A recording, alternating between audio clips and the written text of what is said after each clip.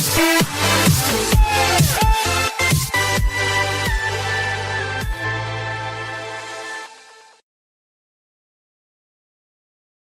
is from Jess, and she writes, I am a content creation machine, but I also want all of it to be heard on as many platforms as possible. The problem is this: how do you share the same message on multiple platforms, especially when the same people are on it, or maybe not? For example, I want to share the same awesome post on my Facebook page, my Facebook group, my email list, my blog, but a lot of the same people will show up on many of these platforms. So do you have a system to deal with this? Do you repeat the same message after a couple of weeks on different platforms? Just what works? I have so much to share. I want to get it out everywhere. So Jess and everyone listening who wants to share their content on different platforms, I have got a really cool strategy for you. It is called the dressing up strategy. And you want to stay tuned all the way till the end of this episode to hear exactly how to implement it.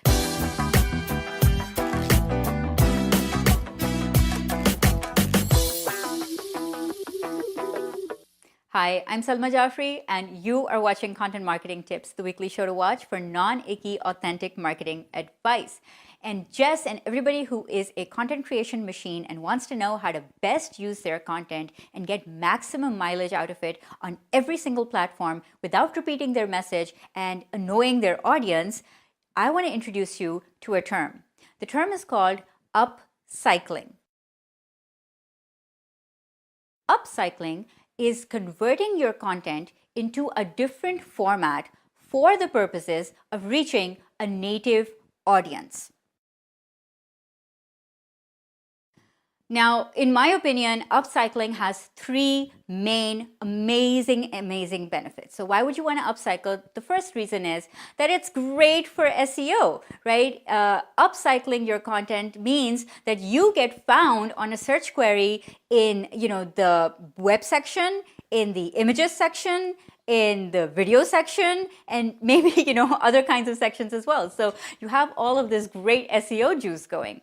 The second reason that upcycling is so amazing is for your audience, because they get to consume content in a format that they are comfortable with. So somebody wants to read, other people want to watch, somebody wants to just listen to audio, still someone else wants to see pictures, maybe someone wants a white paper, maybe someone wants an infographic. So everyone consumes information in different ways, and by upcycling, you are actually catering to all the needs of your audience, and you're serving them in a better way. The third great benefit of upcycling is that you get to frame your message in different ways, which makes your message stronger. So there are all these different perspectives and all these different angles that you could take to talk about your subject matter, and saying it in pictures and videos and text and in all of these different ways helps you make your message stronger, and it gives it more clarity. Not every piece of content perhaps is greatly suited to being upcycled. So what kind is? Typically, content that is evergreen is great for upcycling because it stands the test of time. The other kind of content that's great for upcycling is long form or in-depth content, because there's just so much that you can use from that to be able to convert it into future formats. The third type of content that is really great for upcycling is thought leadership content. So anytime that you are showing your expertise and authority on a subject matter, you want it to reach all levels of people wherever they are comfortable and wherever they're consuming content. So these three types are great for upcycling. So the how you're actually going to upcycle your content. So you've got all these platforms, you've got your main piece of pillar content that you want to convert into all of these. You don't want to annoy people by saying the same thing on every platform. So how do you actually do this? So welcome to the dressing up strategy. The dressing up strategy simply means that you wear a dress according to the occasion that you're going to. So if you were going to a fancy black tie dinner, you probably dress up in a ball gown, right? If you were going to the beach, you'd be wearing swimwear. If you're going for a casual breakfast out with your girlfriends, you'd be dressed maybe a white t-shirt and jeans, right? So you choose how you are going to dress up based on the occasion that you're going to and the people that you're going to be with. So you need to apply the dressing up strategy to your content, and here's how. So if you're going to be posting something on your personal Facebook profile page, who's the audience there? And what kind of tone do you normally use for your regular Facebook posts? Perhaps it's a little more casual because your Facebook profile will have most of your friends and family, colleagues, peers on it, right? So your tone is going to be more casual. Perhaps you could go a little bit more in depth and explain why you're posting this.